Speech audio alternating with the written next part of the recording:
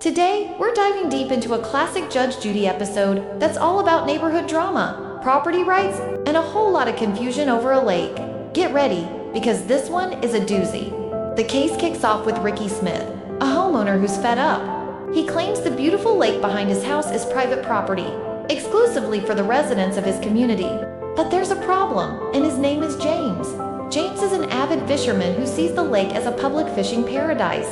He insists he has every right to be there, casting his line whenever he pleases. This simple disagreement over fishing rights quickly escalates into a full-blown community battle, landing them right in front of Judge Judy. Let's break down Ricky's side of the story. He and his wife bought their home with the understanding that the lake was a private amenity. They paid a premium for that lakeside view and the peace that comes with it. Their concerns are pretty understandable. They're worried about safety, potential liability if someone gets hurt, and the general wear and tear on the area from Imagine strangers constantly trekking through what you consider your backyard. It's a recipe for frustration. Adding another layer to this mess is a walking trail that runs behind the lake, managed by the Parks Department. Now, this trail is officially open to the public for walking, but the rules about fishing from it, completely unclear. This ambiguity is the fuel for the fire, leaving both Ricky and James convinced they're in the right. So, what's James's argument? He's not just showing up and hoping for the best. He comes to court armed with what he believes is his golden ticket, a newsletter. This newsletter, he claims, clearly states that the lake is now open to the public for fishing. He presents it to Judge Judy as definitive proof. But Ricky immediately calls foul. He dismisses the newsletter as a fake, just some unofficial piece of paper with no legal weight. He argues it's not from a recognized authority and can possibly override his property rights. This is where Judge Judy steps in, and you know she's not here for he said, she said. She turns her sharp gaze to Ricky and asks for his proof. Show me the paperwork, she demands.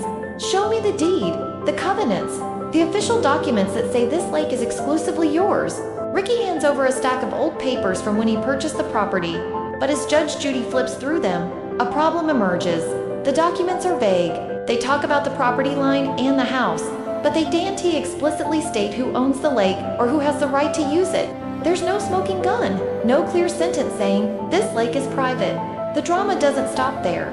Ricky's wife, who happens to be the treasurer of their homeowners association, jumps into the fray.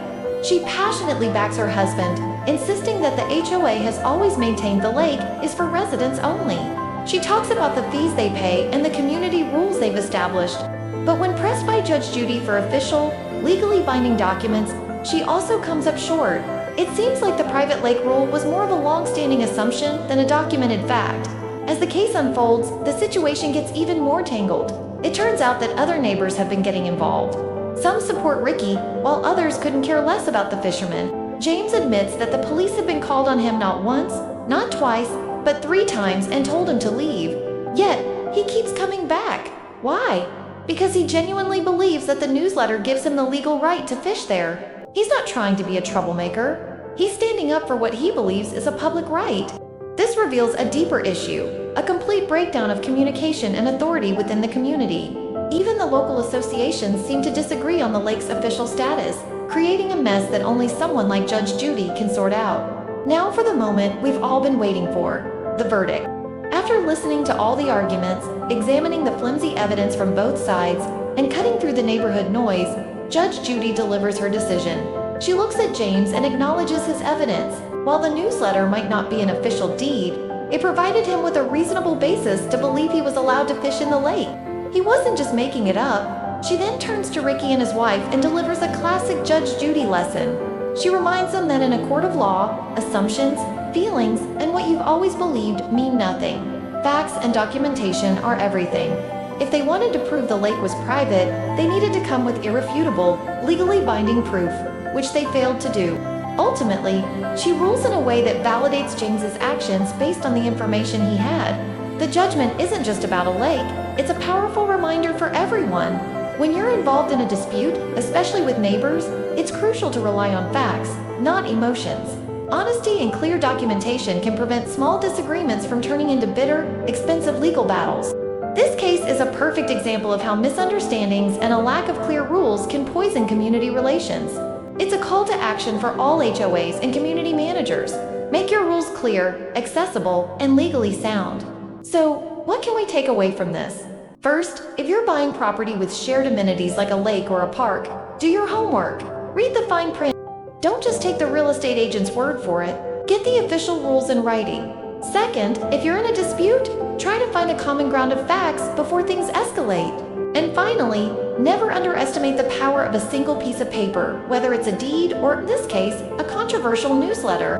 What did you think of this case? Whose side were you on before the verdict? Do you think the newsletter was enough to justify James's actions? Let us know your thoughts in the comments below. We love hearing your perspectives. If you enjoyed this breakdown of Judge Judy's courtroom, make sure to give this video a thumbs up. Subscribe to the channel and ring that notification bell so you never miss another analysis. Thanks for watching, and we'll see you in the next video.